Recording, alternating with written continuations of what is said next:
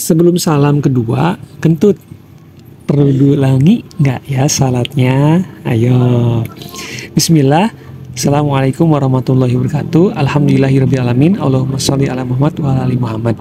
Bapak dan Ibu yang mudah-mudahan Allah memberikan rahmat kepada kita semuanya. Alhamdulillah kita masih diberikan kesehatan dan kesempatan untuk belajar fikih online yang hari ini kita masih membahas tentang rukun sholat ya.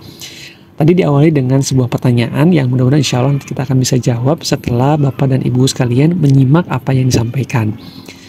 Baik, kita mulai kembali pembahasan dari rukun sholat. Kita sudah menyampaikan 12 rukun sholat. Kita lanjutkan lagi yang ke-13 ya Bapak Ibu sekalian.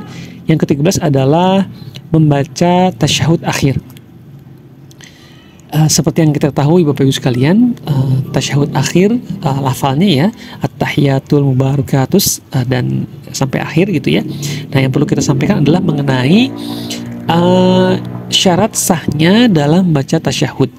Yang pertama adalah membacanya dengan suara lirih yang bisa didengar oleh dirinya sendiri. Nah, jadi ketika nanti baca tasyahud, sebisa mungkin itu terdengar oleh diri kita sendiri Bapak Ibu sekalian ya.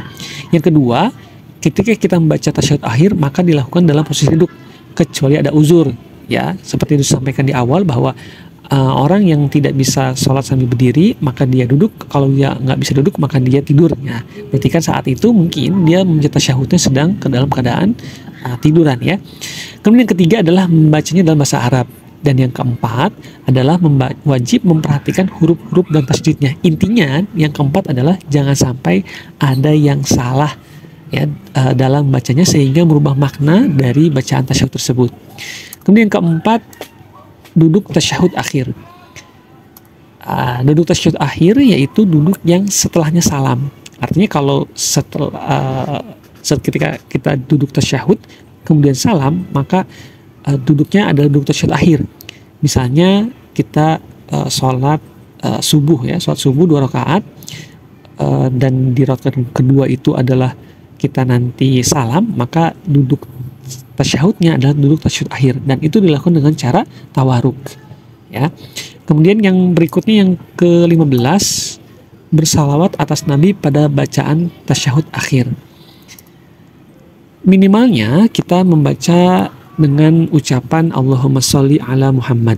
Adapun yang sempurna tentunya yang sudah Bapak Ibu hafalkan, yaitu salawat Ibrahimiyah, Allahumma sholli ala Muhammad wa ala ali Muhammad kama shallaita ala Ibrahim wa ala ali Ibrahim ila akhir ya. Nah, mungkin jadi pertanyaan juga adalah apakah boleh menambahkan kata Sayyidina di dalam salawat tersebut, Allahumma sholli ala Sayyidina Muhammad ya, atau hanya hanya ya sudah tanpa ucapan Sayyidina gitu ya. Jawabannya adalah boleh ditambahkan dengan kata Sayyidina. Kalaupun tidak juga nggak masalah, kalau ditambahkan pun boleh. Kemudian yang berikutnya adalah ketika kita membaca sholawat, maka syarat sahnya itu sama dengan ketika kita membaca tasyahud ya, yang tadi disebutkan sebelumnya. Kemudian yang ke-16 yaitu membaca salam. Membaca salam yang wajib adalah ucapan salam pertama dengan minimal mengucapkan assalamualaikum. Nah, di sini perlu ditekankan kembali bahwa yang wajib, yang menjadi rukun adalah ucapan salam, bukan gerakannya ya, bisa ke kanan, ke kiri gitu ya. Itu yang pertama. Yang kedua bahwa yang wajib atau yang rukun itu hanya salam pertama saja. Minimalnya mengucapkan assalamualaikum.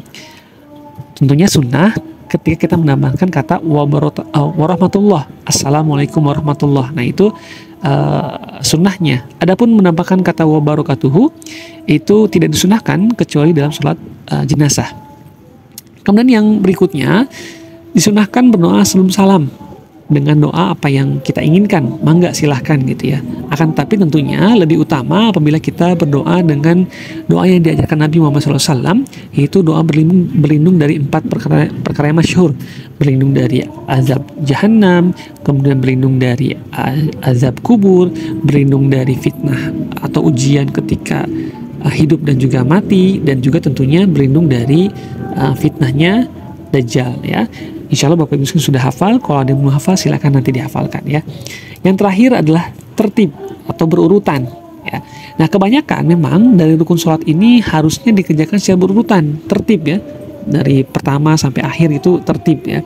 Akan tetapi tentunya ada beberapa rukun yang harus dilakukan bersamaan, nggak bisa tertib, nggak bisa satu dulu berdua, nggak bisa. Contohnya adalah yang harus bersamaan niat dan takbiratul ihram, itu harus dilakukan secara bersamaan. Jadi kita berihram, di saat itu pula kita berniat ya.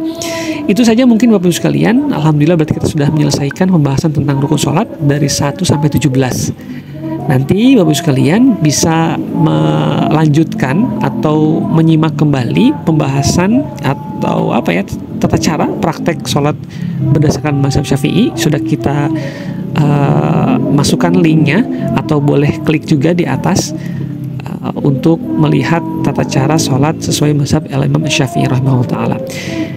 Demikian saja, barakallahu fikum. Assalamualaikum warahmatullahi wabarakatuh.